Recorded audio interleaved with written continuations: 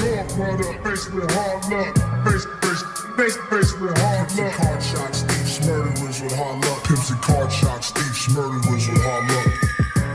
Your product, faced with hard luck. Faced with hard luck. Card shots, thieves, murderers with hard luck. Pimps and card shots, thieves, murderers with hard luck. Good morning and welcome to the Hard Luck Show.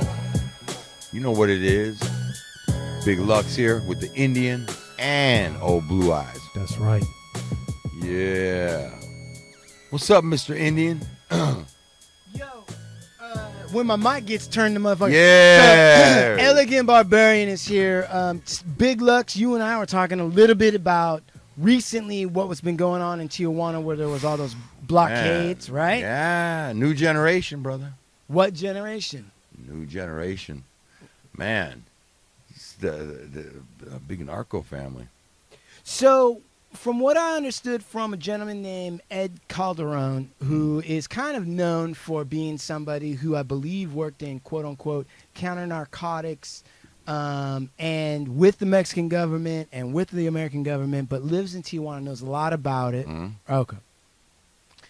And they were asking him, like, what's going on in Tijuana? Like, is this cartel Next Generation Jalisco? Is New generation. Is it New Generation? Yeah. Who is being reported as being the cause of this sort of thing that was going on. And he laid it out. And he was like, somebody got arrested, right? Somebody big in the organization got arrested by the Mexican government. Yeah. And then to send a message, Calderon said what happened was they organized, right? And he said it wasn't like sicarios or anybody doing it.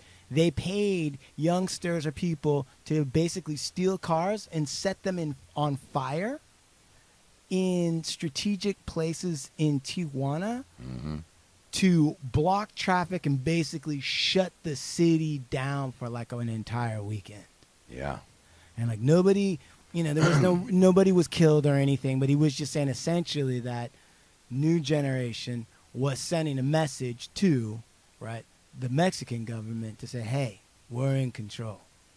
And we want some of our guys released. Right.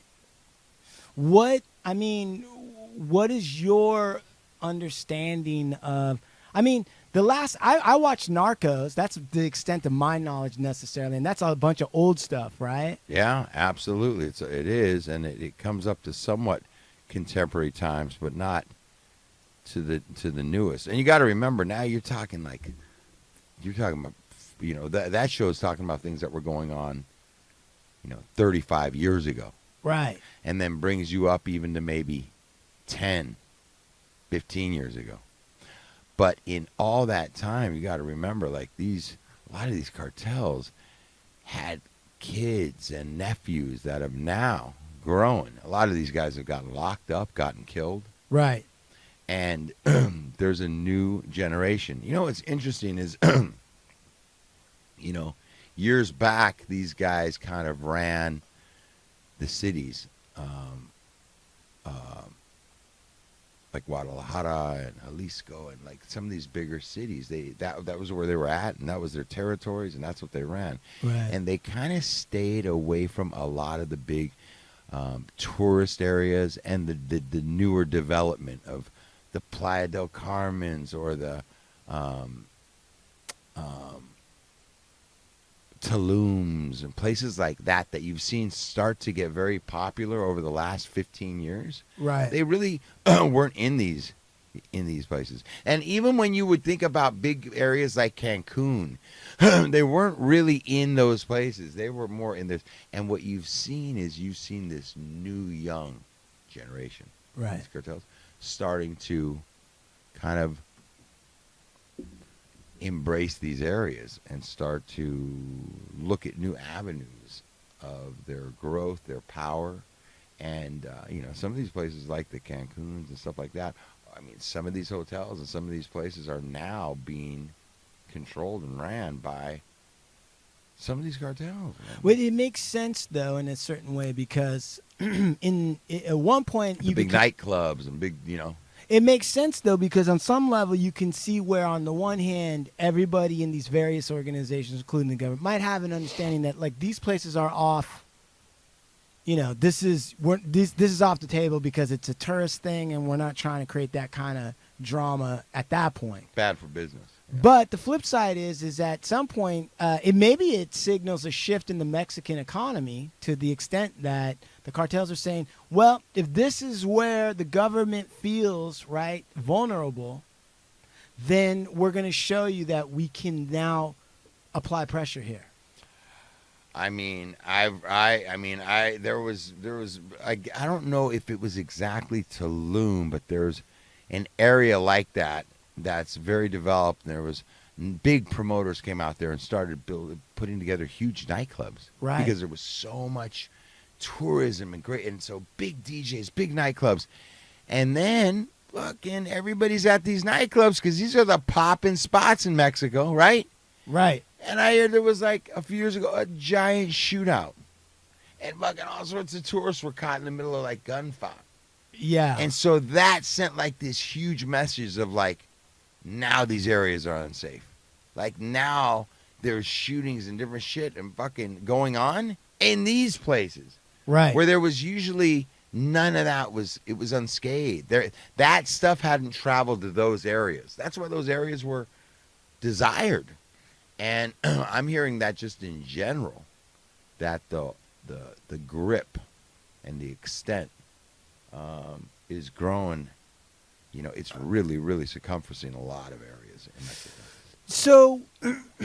So there's the new generation cartel, and from what I've read, right, it is reported, so-called, that the person who runs it, and I think it's in the newspapers or whatever, is somebody called El Mencho, right? And they are also saying that there's new tunnels, right? You build a house, or you have a house, and then the tunnels under the house, and they're shipping. But lately what they're saying is that actually border crossing or human trafficking in that regard is starting to become the bigger business now. And that in some ways the drug sales aspect has switched from trying to get it into the United States because so many Americans have found California so expensive to live in, they've moved to Tijuana. And there's these huge areas where now the cartel is able to do their buys or sales or whatever it is to these American expats. They don't even have to go up to the border anymore, and they're controlled. And I watched this video with Ed Calderon, who was driving around, and he wasn't showing anything he wasn't supposed to show. Mm-hmm. But he was showing some of the old cell houses, and then he also showed the Tijuana River, right? And he said that it's almost like Mordor is on this side, and then there's this like sort of like nice area on this side. Mm. And so once you go through this area, and he said it's not like, Calderon was saying, it really isn't like you get shot at night. He said he would be more scared to be in like Chicago at night. Mm-hmm. But he definitely says there are checkpoints, and they ain't police checkpoints, and they want to know who you are, where you're going, and what's going on, so that they can at least keep some element of control over these aspects. Mm. How do you have any sense of how that affects or how that interplays with California or Southern California at all? I haven't really heard that. That's kind of new, what you're saying. Right, I just saw that. I haven't even heard that angle on it. And the other thing that I've seen, too, is that Mexico just filed a lawsuit against the United States because all the cartels, all of their weapons are made by American manufacturers. I mean, think about that, bro. Really? Think about that. All the manufacturing, and somehow they're getting down there in huge quantities. Droves. Brand new. Box, this, that. Like, come on, man. Think about that. Think about this. in Mexico, from like what I read, right? There's only one gun manufacturer in all of Mexico. And it's one facility, and it's under lock and key. And in order for a Mexican citizen or whoever to go and purchase a gun from there, right? You got to go through like 8, 9 different fucking applications, background checks, all this bullshit. It's almost impossible. But everybody's got an American-made weapon, a Colt, Yeah. right?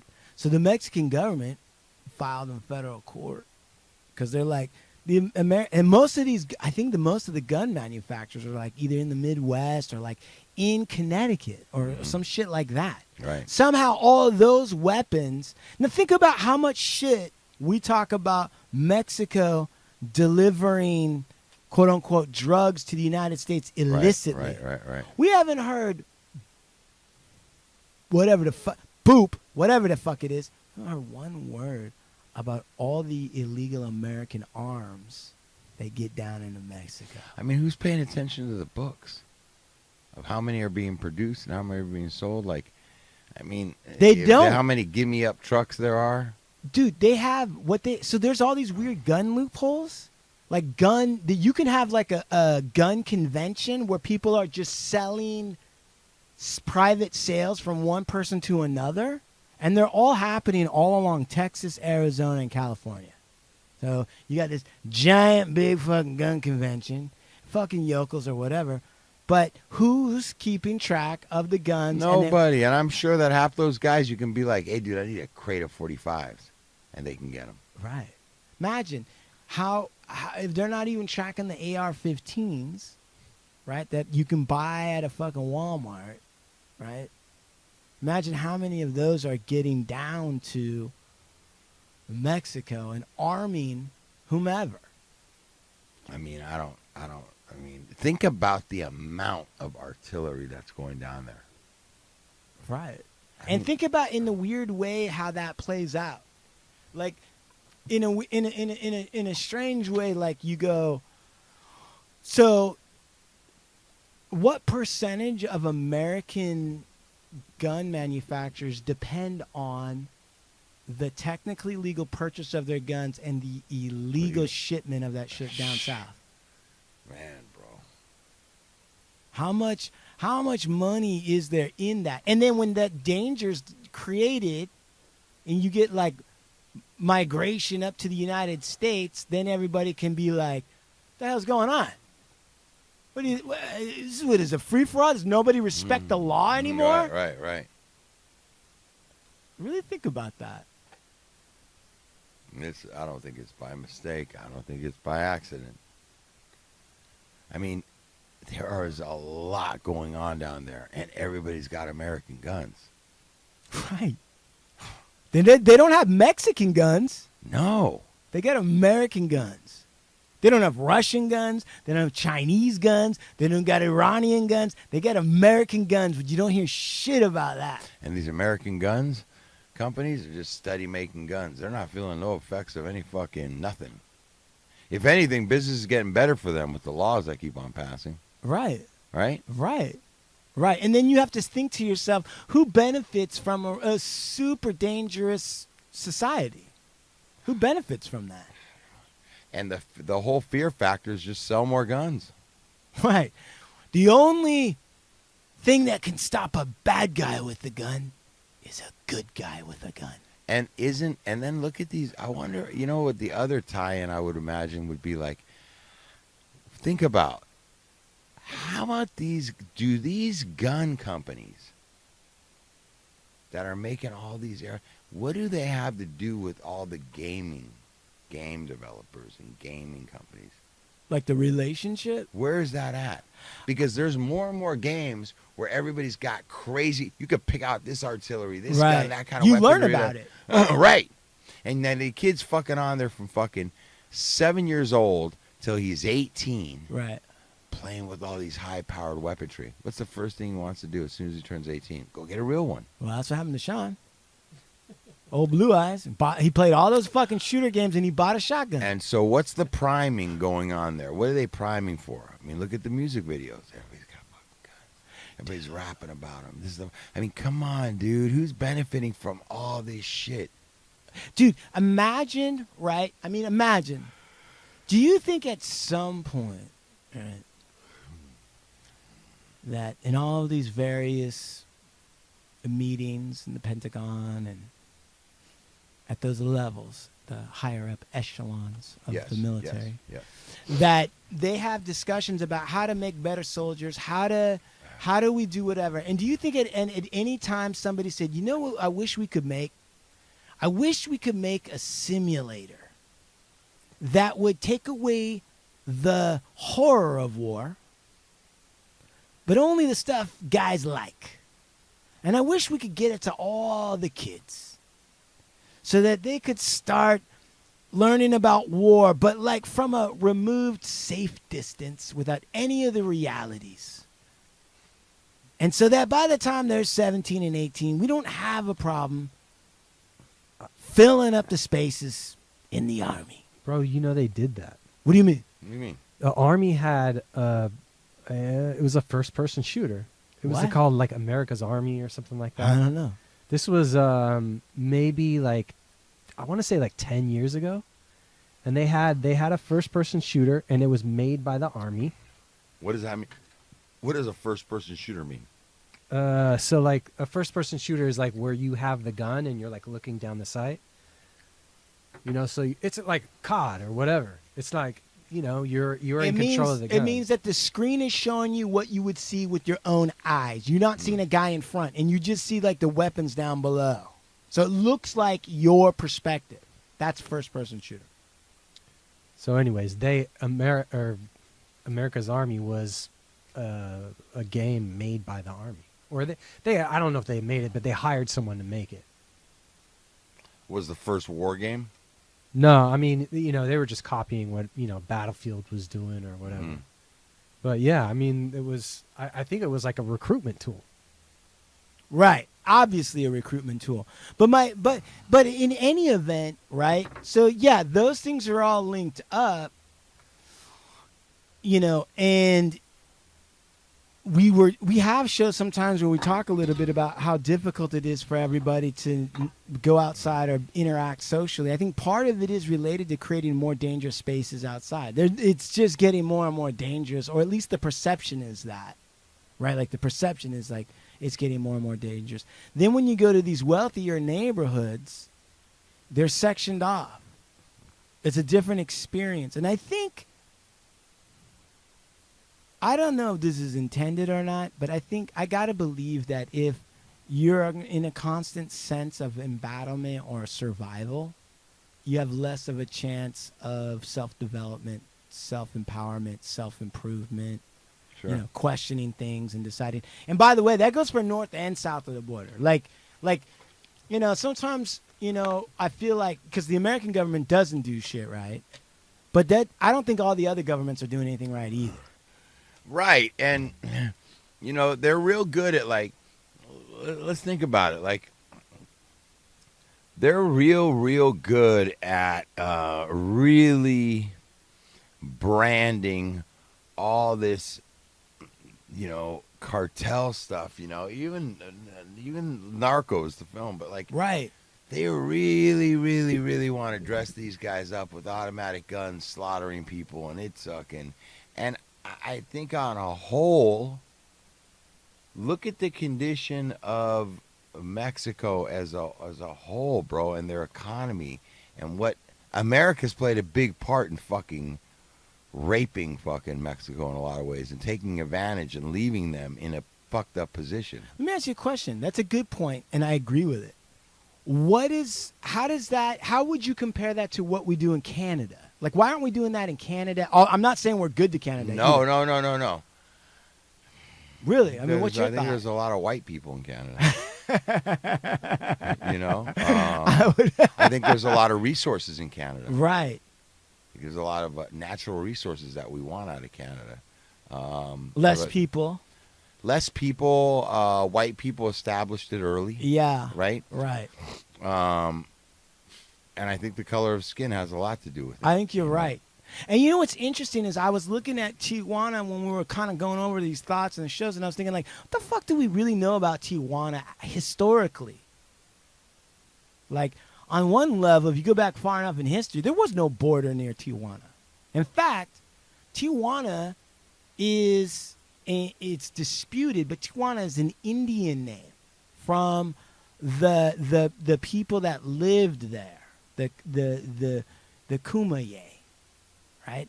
These Indians, before the Spaniards and before the Mexicans and before the Americans, were living in this area, San Diego through down into North Baja, into Baja California. And I was reading about it, they have evidence that the natives in that area, right, lived there, at least the presence of there, like 12,000 years ago. Wow. Right, Tijuana.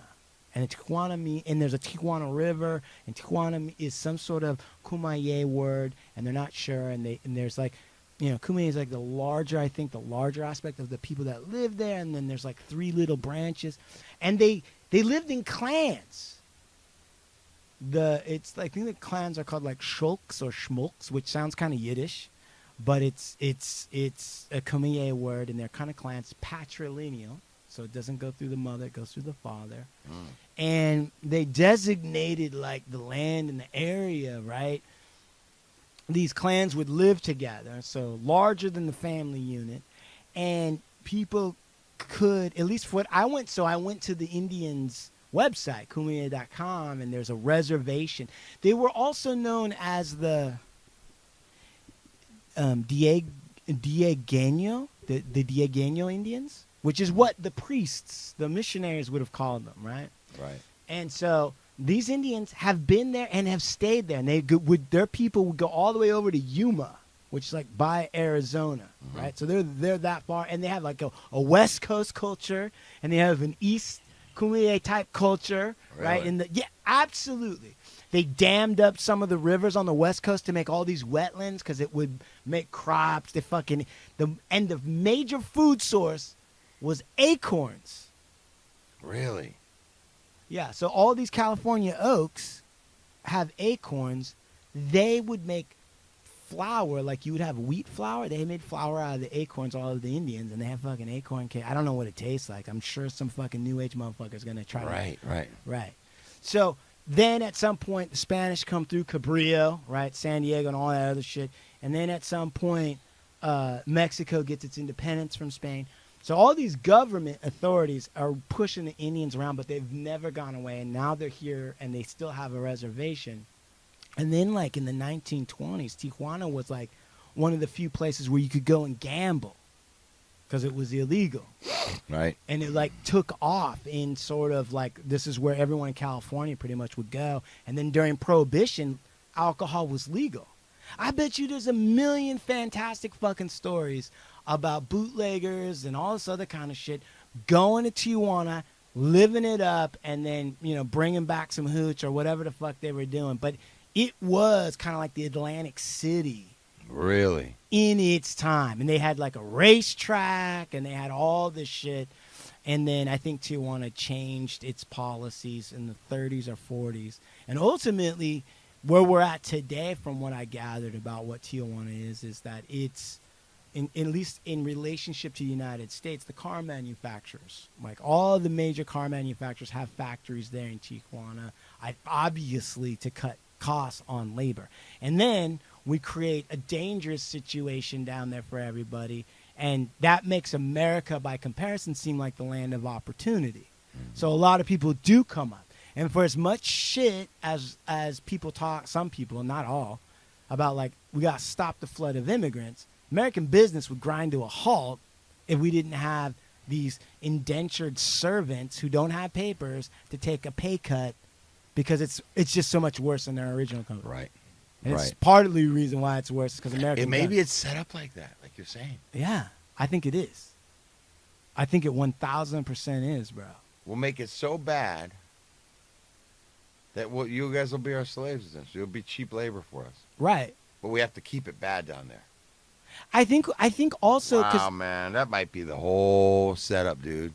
and I think like when we talk about like the DEA and what goes on down there, right? Mm-hmm.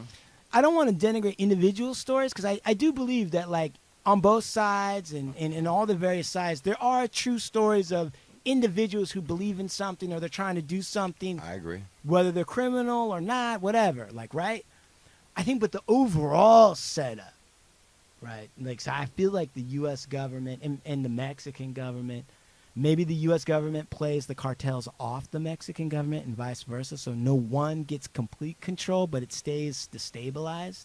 Yes. Yeah, bro. Man, when you look at it, it looks like that, though. It really Feels does. like that. It really does. Because you don't, it's like a cat and mouse game. And they let it go so far, and then they reel it in. Right. So far, and then reel it in. But the whole relationship overall keeps on working the same exact way. Yeah. And we just stand there and watch it. Well, Or yeah. control it. Or, Yeah. allow it to continue to keep doing what it does. Well, yeah, and then it has to be because if you look at the fentanyl and the Oxycontin shit, right? It's clearly blue chip American companies that know how to flood the streets with their shit somehow. And I'm learning this in other industries that I've worked as an attorney. I'm discovering that one of the games, right? If let's say you're doing fentanyl or you're doing Oxycontin, right? And you kind of, if you're naive, you're like, how the fuck? I mean, why would a blue chip company, why would they put illegal prescriptions out on the street? That doesn't make any sense, and that's not right. And then I thought people are keeping track of this shit, but based on what I see, inventory is a game. It's a real fucking game. And I think it might even work in all industries actually this way now. I think I might have been naive, but I think I realize now that there's a certain amount of inventory and people who are in charge of counting and recording what's there who also are aware that a little to divert some of it. And as long as it's not too noticeable, everybody kind of knows that's what's going on. So long as it's not outrageous, nobody says anything. And you look in the records and it looks kind of like, and then you have this one problem in the system and nobody's ever been able to quite fix it and blah, blah, blah, blah, blah. Who knows?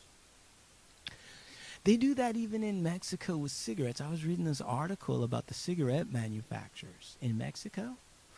And what some of them have done is, so like here, tobacco's taxed. And like here, people figure out ways to get cigarettes off the book so you don't gotta pay taxes. They're cheaper and it's like free money. So they have a way of setting up the lot information so that you don't. So why wouldn't that be the same with the guns? It would be.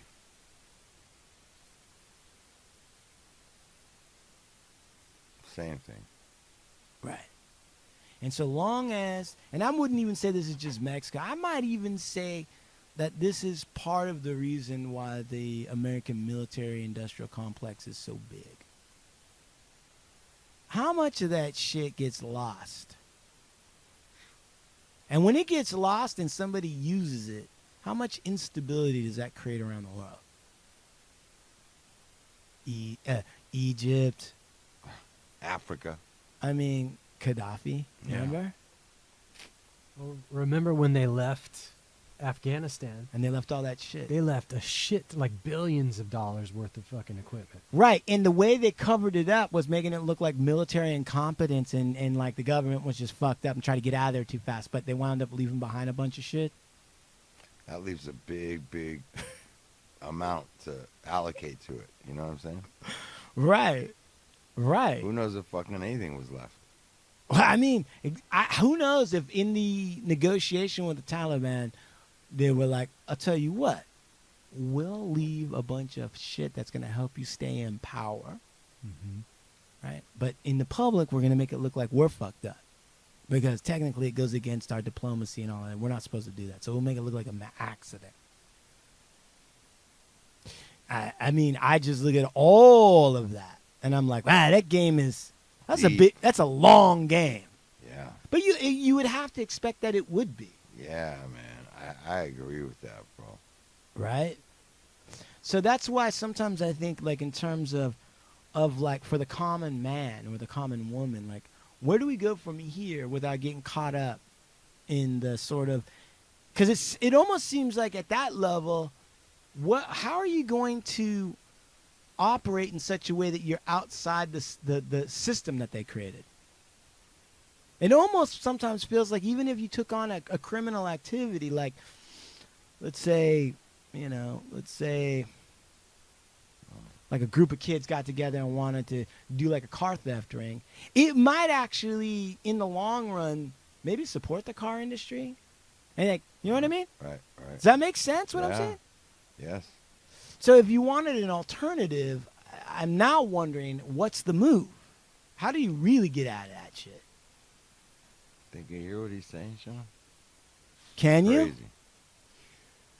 Crazy. Can I think of a way to get out of that? Well, I mean, are you listening to, and are you sensing that, like, this might be a reason why we haven't been able to, as a society, move to the next level? Yeah. Because it almost seems like some of the acts of rebellion are actually baked into the system to harden it or to keep it going. You're saying the rebellion itself is perpetuating like an authority. Right. So, like, you're allowed to do these things if you want. Here's the risks. Here's the payoff. But it almost justifies the existence of the system. If everybody was to just cool the fuck out, everybody just I say this all the time, and I don't know why it doesn't happen, but I'm like, if everybody just fucking said, you know what, I'm not going to work today. We're all not going to work. We don't give a fuck. Good luck making your Doritos, motherfucker. Right? Like, good luck getting the soda into the fucking 7-Eleven, asshole. None of us are doing shit. We don't care. We'll drink water. We'll smoke weed. And we'll just fucking wait this shit out until your rich children start screaming about shit, and then you guys make a better deal.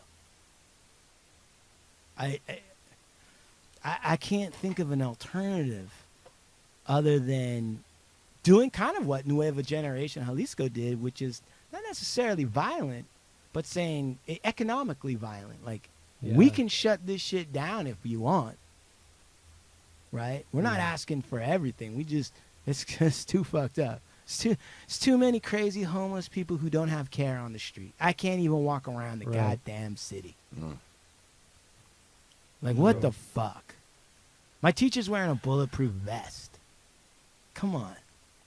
Yeah, and I tell you one thing, you can say what you want about some of these fucking spots. The fucking kids in their fucking schools are a lot safer than they are here. I totally agree with that. Fuck. You don't have people advocating to make schools more dangerous like we do here in the United States. Yeah. Dude, my wife sent me this video of this kid who had like a bulletproof backpack. Right. And the mom was teaching him how to use it. To hide behind it? Yeah, Hold it hide up. behind it. It's crazy. That's crazy, bro. And then, like, In Wyoming. I don't know where it was, but Yeah. then she was saying something like, and what if someone comes in and, is there anyone in here? And, like, asks you to call out? And the kid was like, yeah, I'll call out. Or she's like, no, you don't say nothing. You just hide. That's fucking nuts. Not only that, but, like, We're real fucked up. we really are fucked up. Clear backpacks. What happened? What happened to America where we're like, we have these problems? These gun problems, these like... The gun problems weren't this bad when the weapons bans were in place. That's number one. Nobody doubts that. When No- what weapons bans were in But place? also, like, There was assault weapons bans that were in place, I want to say in either 2000 or 2010. And the only reason why it got in place was because of the real bad shit that had been happening. It was in place. And the only reason why these conservative fucking jerkwads allowed it was because it had a sunset provision that it would end at some point. yeah, but like, it's not just the guns. Go It's ahead, like, keep going. There's something wrong with the people. Oh yeah. Oh yeah. I mean, who the fuck goes you into can't who get kills the- kids, bro? Well, but you can't get to the people to start fixing the people while they're fucking shooting up everything. So we gotta fucking get the guns first. Well. So you know what's interesting is in reading about serial killers and people who do this kind of shit. One of the things that they look at as a signature, like if they're just looking at one, they look at the signature, which is what was the overkill? What are the circumstances around the kill? Because that will tell you what they're trying to destroy. And by destroying it, they're trying to possess it or show domination over it. So if you're killing kids in a school, right, now this is like amateur shit I'm talking about, but then you obviously are trying to destroy school, children, childhood, right? Education. That's what you are threatened by. That's what's threatening you and that you have to destroy. So when you say what's wrong with the people, it is somehow related to how we've constructed childhood, how we've constructed school, because that's the thing that people are targeting. They're not targeting. Wow, that's interesting. They're not targeting like Burger Kings. They're targeting schools. Well, at one point in time, do you remember where the mass shootings were going on before they were going in schools? Post office. Big work areas. That's right. That's right. That is right. And it's changed. And it's also changed the age of these shooters. That's right. It's all come down further. Remember that? It was like there was a period of time. Postal. That was the fucking thing. It was usually like, right, a Caucasian, middle-aged Caucasian who was overworked or something, falling down. That movie. Remember that? Yeah. And Right? all he shot was his boss. A boss and two a other couple guys. workers. Right, and a couple workers. That pissed them off. That pissed him off. He was making some kind, Supervisors and right, managers. dominating something. Right. But you're right. But now it's gone past that on to the schools. Well, listen, dude. Listen. I mean, think about. Let's look at the bullying problem. Right. Right.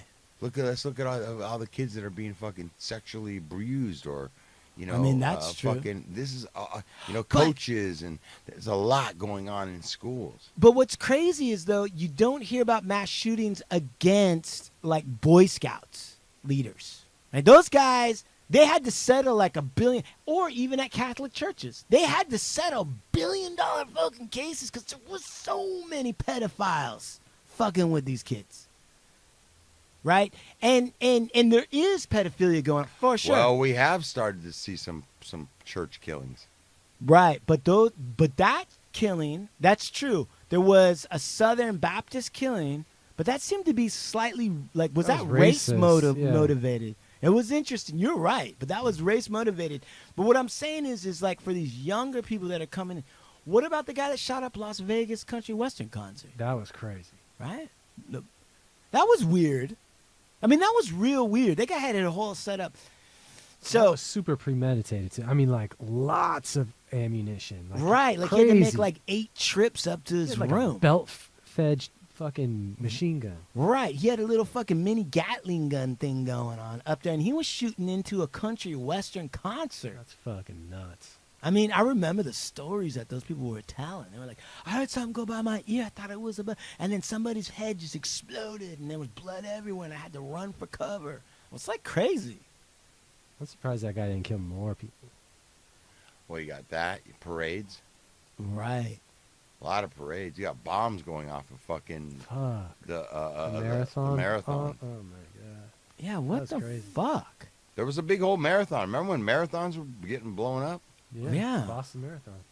Yeah, I think Yeah. I think from a practical standpoint, I just think that we've tried everything else except getting rid of the weapons. So think about bullying. Dude, I was bullied. I was too. Right. A lot of people have been bullied in their lives, but they didn't have access to a gun. And when I was bullied, right, I was told by adults like, Everybody gets bullied. You just gotta learn how to deal with it. Fight back. Or whatever they fucking say to you, that's just their opinion. And I remember, like, fuck. Yeah. Dude, sticks and stones. Right. Right. A part of it was like you just had to fucking survive that shit. But there was no access to an AR-15. There was no access to whatever. And maybe, too, there's a structure as to the difference. Maybe there's something about the way we think about victimization. Like, maybe the way we look at being, and I'm not advocating for people to get hurt, but maybe the way we also look at when you're victimized by someone, how long you're supposed to nurse that wound, and then how long are you supposed to remember it? How long are you supposed to go back and get your revenge, right? Also, I think like part of another element too is, I think that like the question also remains like, what are you gonna do if you're faced with a circumstance that you can't control? Because in my mind, what seems to be happening is that somebody gets to a level where they feel like they want to reassert control, but the only option they think that's involved for them is to shoot and kill people. Let me ask you this. Go ahead. You were onto something, though, when you were talking about the bullying in the school thing. Let's go a step further. All right. Women's liberation. Okay. And the idea that that was actually to tax women. It Yeah. was actually to separate the family, Yeah. parent. Yeah. So if you start looking at that and you start looking at what is school. Yeah. Now, if it was meant to separate the families and get control over your kids, Yeah. let's think about what we're teaching kids. And what we're teaching kids is a bunch of bullshit when you really start looking at what we're teaching and how we're teaching. There's a lot of bullshit in it, too. Sure. And what if this is just the repercussions of just the bullshit? I mean, you talk about it all the time. This thing is set up for you to fucking be a robot. Yeah. They don't want you getting too smart. They want you to buy into the 9 to 5 so you can work in a cubicle.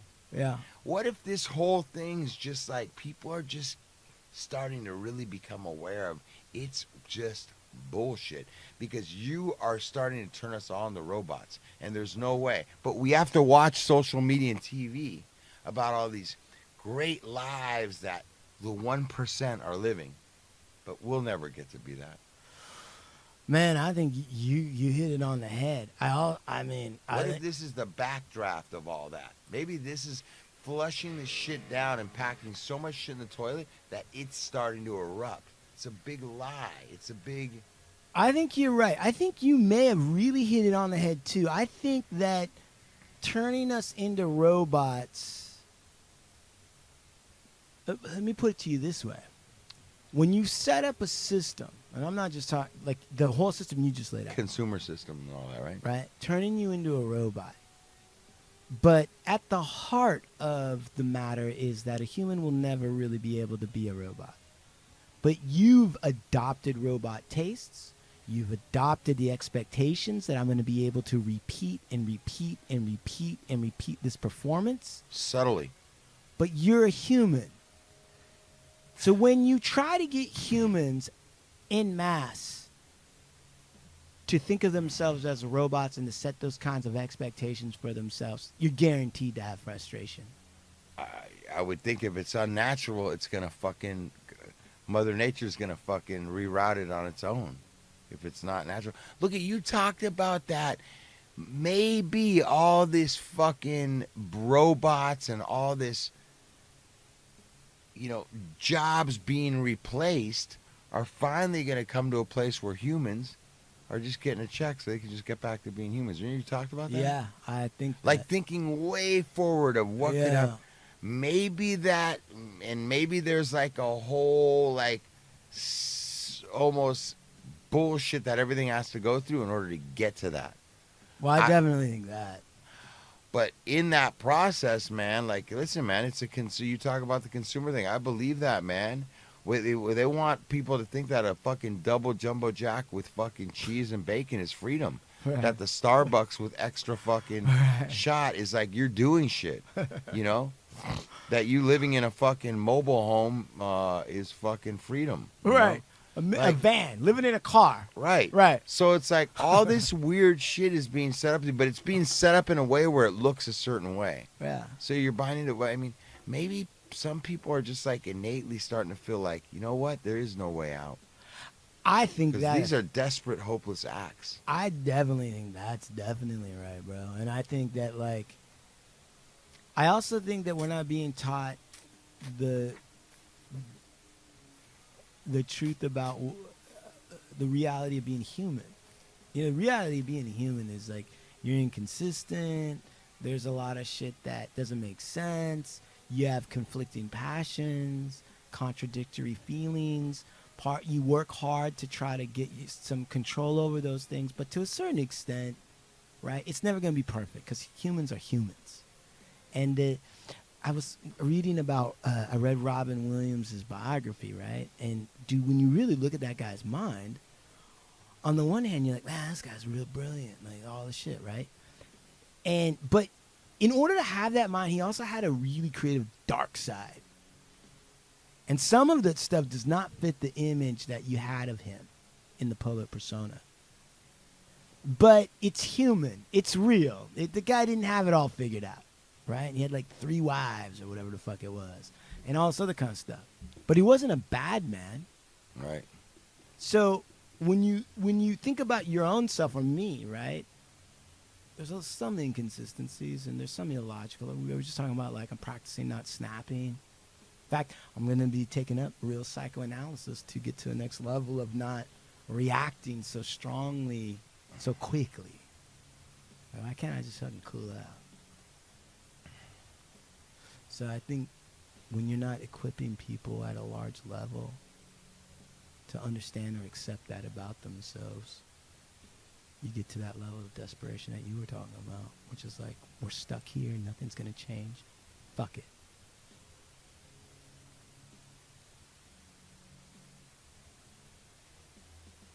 Yeah, I think that the world has kind of moved in the direction of make a living, not make a life.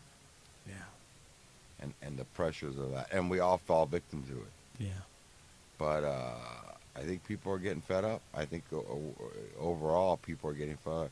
There's a lot more shootings. There's a lot more crazy shit. I don't know that all this was going on fucking 100 years ago. Oh, I don't think it was. That's what I'm saying. It definitely wasn't. They had schools 100 years ago here, and there wasn't this shit. They had schools, and they had access to guns. I mean, there was not even metal detectors invented. They had access to guns. I mean, Tom Sawyer could have just walked right in and shot the fuck out of Huck Finn. And there wasn't going to be any fucking security guard stopping him. Right. So there's a lot. I think there's a lot more. And and when you look at the world, and as crazy as some of these countries want to say, the people that are the most angry and fed up and crazy and nuts are in the U.S. Boy, bro. you said it, bro. Just look at TikTok, bro. The whole world's watching. And they're like, look at these idiots, man. Look at what these people are doing with all the resources and all this shit. Right. Swallowing Tide Pods or whatever the fuck Yeah, that dude, is. like, what the fuck? I don't know